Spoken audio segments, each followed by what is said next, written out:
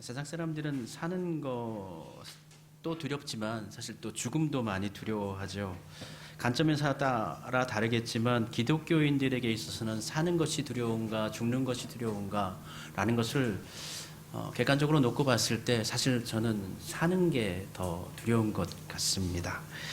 많은 사람들이 죽음을 두려워하는 이유는 죽음을 아무래도 처음 겪게 되니까 경험하지 못하는 이 낯선 죽음에 대해서 갖는 두려움, 또한 그 죽음에 대한 어떤 고통, 또 죽음으로 모든 것이, 나의 모든 것이 끝나버린다는 생각 때문에 아마도 죽음을 두려워하는 것이 아닌가 싶은데요. 그럼에도 불구하고 우리 초대교회의 교인들은 자신들이 가지고 있는 하나님에 대한 신앙을 지키기 위해서, 믿음을 지키기 위해서 자신의 생명, 죽음을 거부하지 않았죠. 도미티안이 황제일 때 초대교회 박해 중에서 가장 큰 박해는 사실 도미티안 시대, 네로 시대보다도 더 심하게 박해를 했었는데요. 도미티안 같은 경우에는 황제 숭배, 그러니까 제사를 1년에 한 번씩은 꼭 모든 로마 지배령 아래에 있는 사람들에게 황제 숭배 예배를 참여하게 했고, 그 예배에 들어서면서 도미티아누스 데우스, 그래서 황제는 신이다라는 것을 먼저 고백하게 하고, 그렇게 하고 예배를 진행했죠. 많은 기독교인들이 그것을 거부하여서 카타콤베로 숨어 들어갔습니다.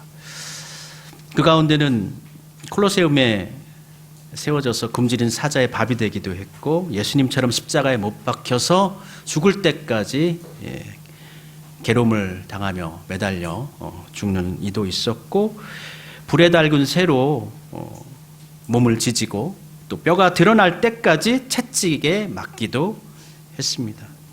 가장 간대한 처형의 방법이 참수형인데, 이것은 주로 로마 시민권을 가지고 있는 사람들에게만 허용되는 그러한 벌이었습니다. 카타콤의 순교자라는 소설이 있습니다. 누가 썼는지 알 수가 없습니다. 어느 날 항해를 가는 배의 그 밑자락에서 우연하게 발견된 책인데요. 이 책의 내용을 잠시 말씀드린다면, 주인공 마세라스라는 로마의 장교입니다. 그는 기독교인들을 바라보면서 의아해했습니다. 어떻게 저 사람들은 맹수들에게 죽어가면서도, 하형을 당해서 몸이 타들어가 죽어가면서도 신앙을 포기하지 않을 수 있을까? 저들이 가지고 있는 신앙의 비밀은 무엇일까라는 의구심을 가지고 있었는데, 때마침 그에게 카타콤에 숨어있는 기독교인들을 색출해내라, 발견해내라는 그러한 명령이 떨어집니다. 그래서 그는 스파이로 잠입을 하게 되죠. 카타콤에 숨어 들어갑니다.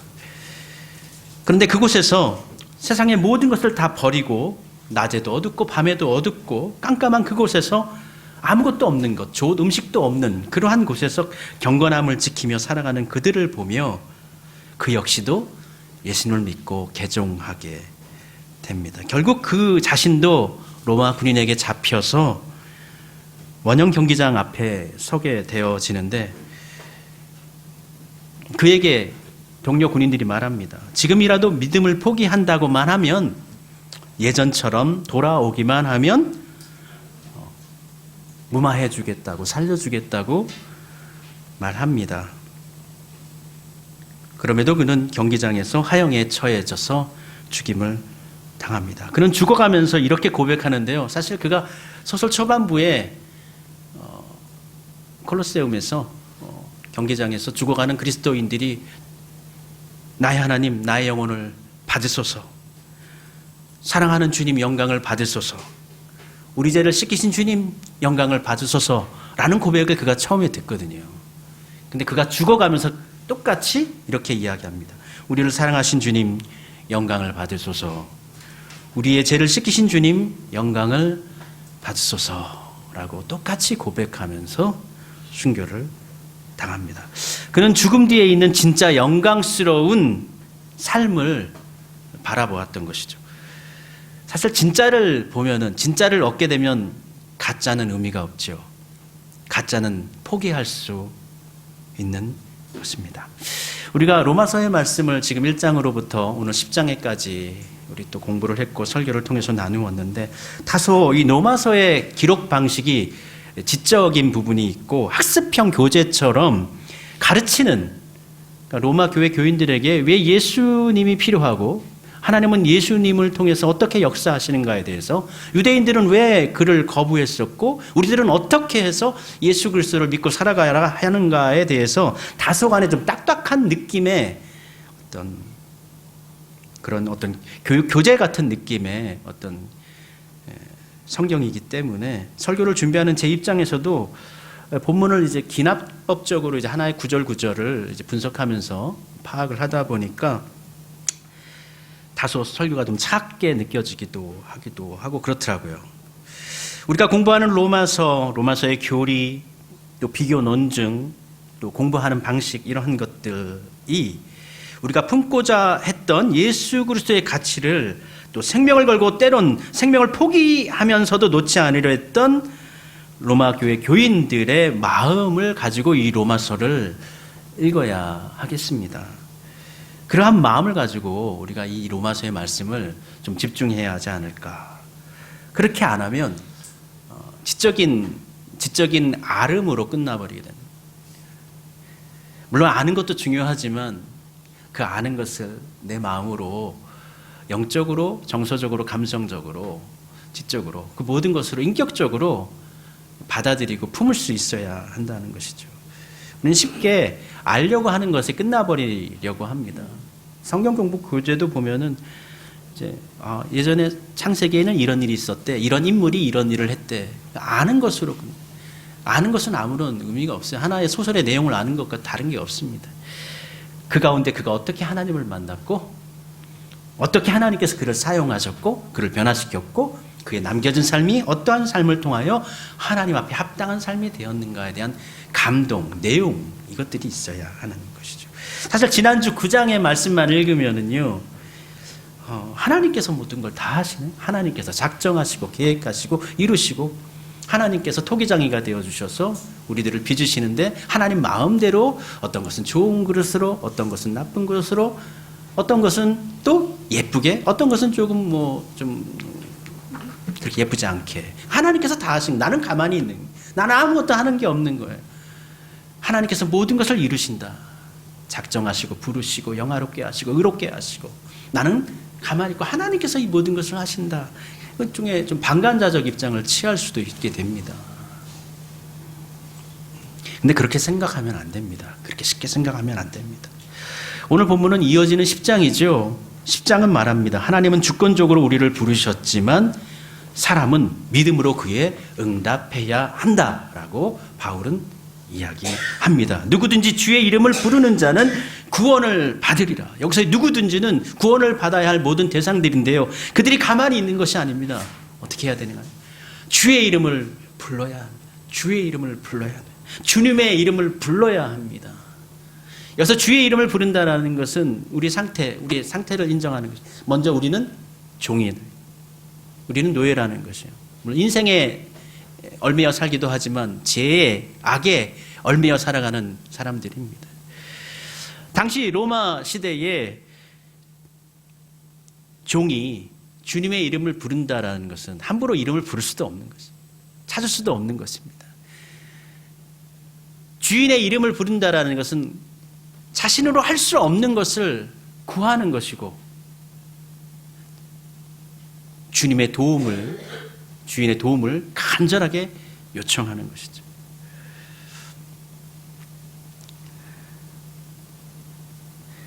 로마서 10장은 하나님께서 구원을 우리 가운데 완성하셨고 이루셨고, 이제 사람은 그 하나님의 구원 앞에 응답해야 된다.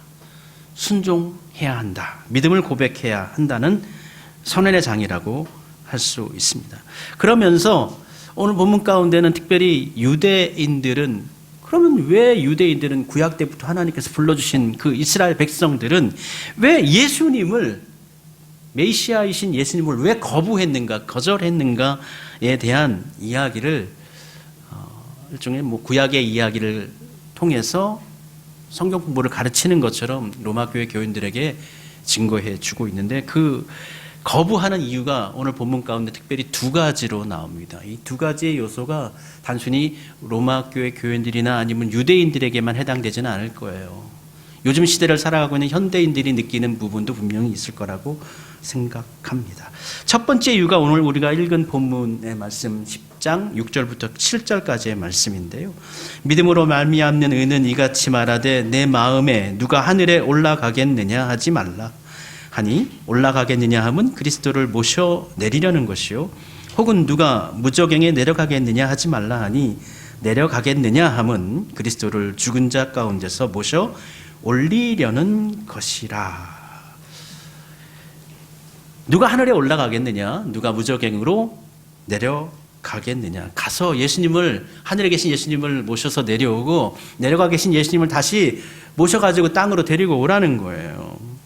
근데 바울은 그렇게 하지 말라, 하지 말라 이야기하고 있습니다. 여기서 하늘에 올라간다, 무저갱으로 내려간다라는 것은 인간적인 어떤 사람이 예수님의 사역에 대해서 사람이 무엇인가를 더하여서, 더 플러스해서 해야 한다라는 것을 전제하는 것입니다. 더 높은 어떤 영적인 단계의 것, 특별한 공로, 어떠한 초월적인 체험을 통해서 예수님을 우리 가운데 모셔 내려와야 한다라는 주장입니다. 무저갱으로 내려간다는 것도 같은 의미예요. 그런데 예수님께서는 이미 하늘에서 이 땅에 우리가 모셔오는 것이 아니라, 예수님은 이 땅에 이미 벌써 성육신 인카네이션 하셨죠. 이미 예수님께서는 오셨어요. 이미 십자가에서 구원을 이루셨고, 이미 무저갱으로부터 어떻게 해요? 부활하셨어요. 다시 하늘에 오르셨습니다. 그런데도 우리가 무엇인가 더 해서 예수님을 모셔오고 끌어오고 해야 한다라고 하는 것은, 그것은 옳지 않다 라고 바울은 이야기합니다.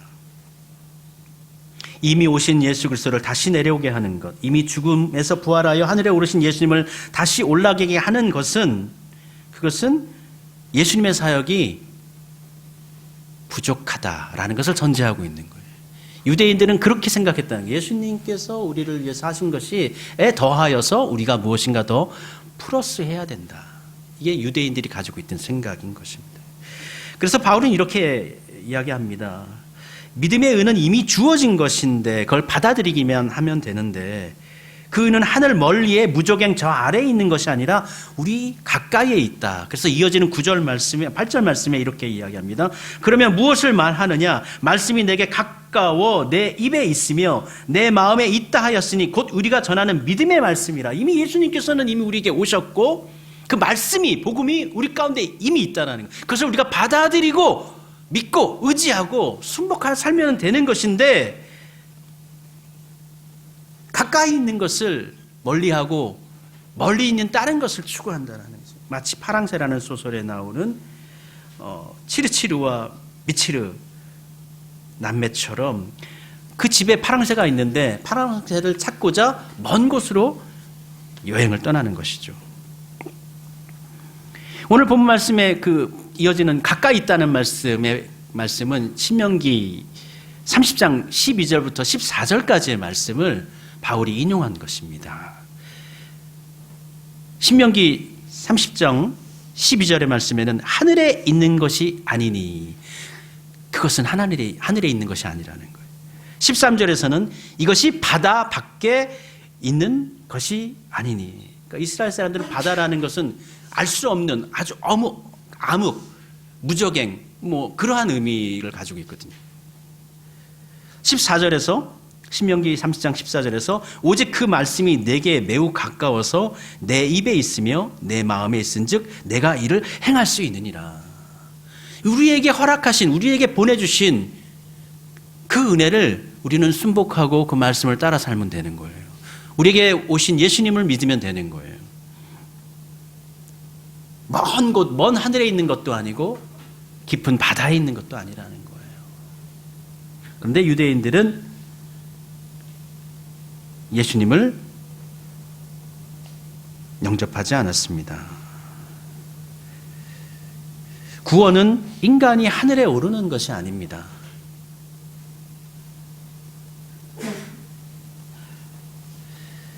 사람들은 구원받기 위해서 사람이 무엇인가를 해야 된다고 생각해. 더 높은 가치를 추구해야 한다라고 그렇게 생각을 합니다. 그렇게 해서 구원받을 수 있는 사람이 있을까요? 사람이 무엇인가를 해서 더 높은 것을 추구하고 오르고 올라서 구원을 받을 수 있을까요? 그 노력은 너무 가상하고 그 뜻은 매우 깊습니다. 그럼에도 구원은 이미 우리에게 내려오신 예수 그리스도를 믿음으로 이루는 것입니다. 하늘도 음부도 이미 그리스도가 예수님께서 다녀오셨습니다. 이제 남은 것은 무엇이냐? 우리가 주의 이름을 부르는 것입니다. 그리고 유대인들이 예수님을 거부한 두 번째 이유가 우리가 읽지는 않았지만 16절 이하의 본문 속에서 기록되어져 있습니다. 그러나 그들이 다 복음을 순종하지 아니하였도다. 이사야가 이르되 주여 우리가 전한 것을 누가 믿었나이까 하였으니. 이 본문은 이제 이사야서의 말씀을 또 바울이 인용한 것이죠. 우리가 전한 것을 누가 믿었나이까. 이 말씀은 이사야서 53장 1절의 말씀입니다. 이사야서 53장은 고난받는 종, 고난받는 메시아에 대한 말씀, 예언이죠. 우리가 전한 것을 누가 믿었느냐? 여호와의 팔이 누구에게 나타났느냐? 하나님의 구원의 역사가 이사야의 말씀을 인용한다면 선포되어졌는데 그 방식이 너무 겸손하고 때로는 너무 고통스럽고 고난스럽고 유대인들이 기대하는 기대와 달라서 많은 사람들이 믿지 않았다라는 것입니다. 복음이 전해지지 않아서가 아니라 사람들이 받아들이지 않아서가 문제라는 것입니다. 그들이 기대했던 메시아의 모습은 강력한 왕, 군주의 모습, 눈에 띄는 영광이 충만한 모습이었던 것입니다. 그러나 예수님은 고운 모양도 없고 풍채도 없은즉 멸시를 받고 고난을 받는다 하였노라. 메시아가 너무 평범하고 초라하게 보였기 때문에 그들은 메시아이신 예수님을 인정하지 않은 것입니다. 그러나 하나님의 계획하심과 뜻은 무엇입니까? 왜 메시아가 그렇게 약하고 멸시받고 고난을 당해야만 하는가? 이어지는 본문 말씀 가운데서 이사야가 이야기하죠. 너희 때문이다. 너희 때문이다. 그가 찔림은 우리의 허물 때문이요 그가 상함은 우리의 죄악 때문이라. 그가 징계를 받음으로 우리는 평안을 누리고 그가 채찍에 맞음으로 우리가 나음을 받았도다. 우리가 잘난 사람들이 아니에요. 우리가 힘 있는 사람들이 아니에요. 우리가 채찍을 견딜 수가 없어요. 우리가 심판을 당연히 이겨낼 수가 없어요. 그렇기 때문에 우리 대신 예수님께서 그것을 당하신 것인데 우리가 당할 것을 그분이 대신 당하신 것인데 그분의 볼품없는 모습, 죄인된 모습, 쓰러져 죽어가는 모습을 보면서 오히려 그 예수님을 비방하거나 거절했다라는 것이죠. 그게 이사야의 한탄이죠. 사람들이 이해하지 못하는, 사람들이 거부하는 그 고난이 우리를 향한 하나님의 구원의 방식이었다라는 것이죠. 유대인들이 예수님을 영접하지 않은 것은 하나님의 방식과 그들이 원했던 그들만의 기대와 방식이 충돌해 버린 것이죠. 그래서 우리는 로마서 10장을 통해서 우리는 확인할 수 있는데 무엇이냐면 믿음은 자동으로 생기지 않는다라는 것입니다. 들음으로 말미암아 우리 믿음이 생기는데 들어도 믿지 않을 수 있다라는 것이. 하나님의 구원 방식은 종종 인간의 기대와 생각과 갈등을 일으키거나 마찰을 일으키기도 합니다. 십자가는 유대인에게 꺼리낌이 된 것처럼 우리가 예수 그리스도를 받아들이지 못하는 어떠한 일이 있다면 하나님의 복음의 실패, 말씀의 실패, 사역의 실패가 아니라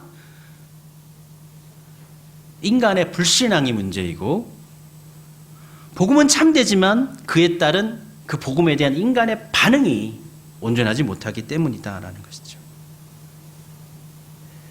그러므로 그것에 대한 책임도 우리 각자의 몫이 됩니다.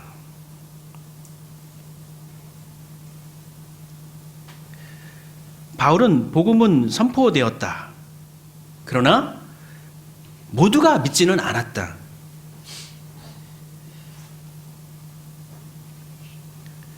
그럼에도 로마서 10장 13절에서 바울은 이렇게 선언합니다. 누구든지 여호와의 이름을 부르는 자는 구원을 얻으리라. 분명 9장에서는 이미 하나님께서 작정하시고 부르시고 의롭게 하시고 영화롭게 하시고 하나님께서 예정하셨어요. 하나님께서 모든 것을 이루어 가십니다. 그럼에도 불구하고 바울은 누구든지 여호와의 이름을 부르라, 찾으라 요구합니다. 믿음이라는 것은 항상 지금이죠. 현재죠. 사실 믿음은 과거도 없고 미래는 우리에게 주어지지 않은 거예요. 믿음은 언제나 현재입니다. 죽은 자들에게 부르짖으라, 찾으라 이야기하지 않습니다. 앞서 9장에서 에서도 나오고 이스마엘도 나오잖아요. 하나님께서 사랑하시는 자와 하나님께서 또 미워하신다고 표현하기도 했는데 그들의 삶이, 그들의 행위가 이미 과거라는 거예요. 하나님을 떠난 사람들의 모습. 그러나 지금 현재를 살고 있는 사람들에게는 어떻게 이야기합니까?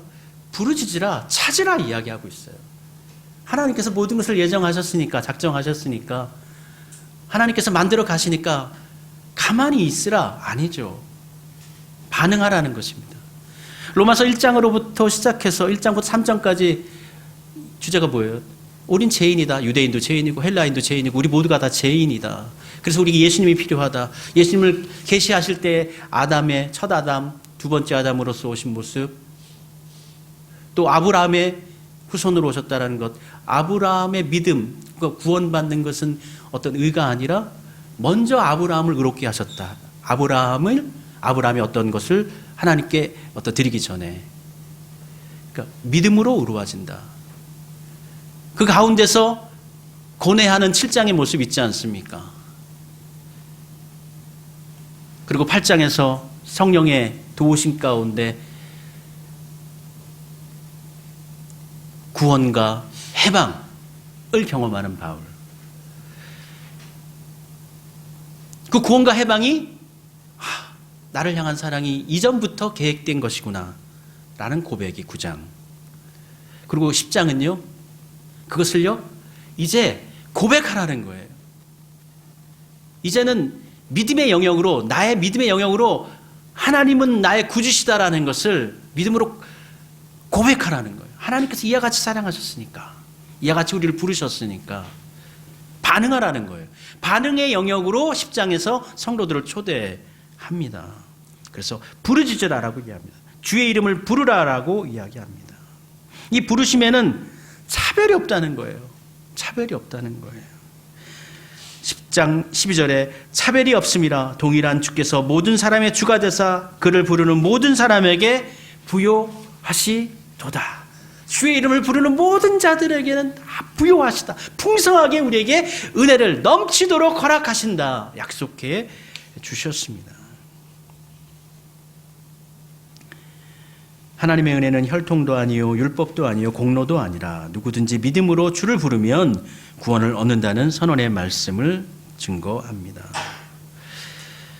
한 청년이 있었다고 합니다. 그는 늘 불안했습니다. 하나님께 뭔가 잘못하면은 벌 받을 것 같아서 불안했고, 기도를 할 때마다 아이고 나는 왜 이렇게 부족하냐라는 생각으로 불안했다고 합니다. 그러던 중 목사님으로부터 이 청년이 하나님과 평화를 누리라는 말씀을 듣게 됩니다. 그리고 그는 깨달았다고 합니다. 자신은 여전히 하나님과 싸우는 방식으로, 지금까지 하나님과 싸우는 방식으로 신앙생활을 했구나. 그는 이후 더 이상 하나님 앞에 자신을 억지로 막 변명하거나 방어하거나 뭐 설득하거나 하나님 제가 왜 이러냐면요 이렇게 할 수밖에 없냐면요 이런 것이 아니라 그런 식으로 하나님께 다가가지 않고 그냥 있는 그대로 하나님께 있는 그대로 하나님의 품에 다 맡겨 변명하지 않고 하나님의 이해를 어떤 뭐 소원하는 뭐 그런 마음 자체는 굉장히 소중하지만 그런데 거기에 평안이 없었던 거예요. 하나님께 다 맡겨버리고 하나님의 품에 안겨버리고 하나님께 의탁하니까 신앙생활이 하나님과 싸우는 신앙생활이 아니라 하나님과 평화를 누리는 신앙생활이 되었다라고 합니다. 하나님께서 이루신 구원에 대해서 우리가 어떠한 것을 더하려는 것은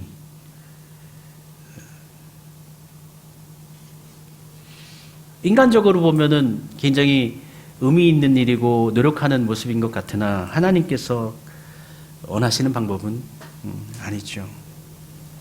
우리는 하나님 안에서 하나님 주시는 평안함과 평안함의 교제를 누리며 살아가야 합니다.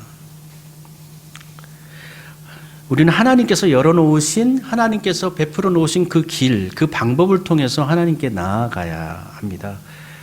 다른 길을 찾아서 다른 방법으로 진리를 찾으려고 해서는 안 됩니다. 그런데 이상하게 사람들은 다른 방법을 찾아서 나아가는 것이 굉장히 매력적으로 또는 이치적으로 좀 맞는 것처럼 그렇게 느끼면서 살고 있는 것 같아요. 뭔가 어떤 노력을 해야 되고 또 재물을 쓰기도 해야 되고 뭐 시간도 들여야 되고 뭐 그런 것 같습니다. 그러나 하나님께서 허락하신 은혜는 예수 그리스도를 통해서 우리에게 거저 베푸시는 사랑이죠. 구원에 관하여 우리가 더할 것은 없습니다. 하나님께서 예수 그리스도를 통해서 계시하셨습니다. 예수님께서 이미 우리에게 오셨고 십자가를 지셨고 우리를 대속하셨고 우리가 예수님을 통해서 다시 우리도 역시도 부활할 것이고 예수님께서 우리 하늘 보좌에 앉으신 것처럼 우리도 하나님 나라에 이르게 될 것입니다.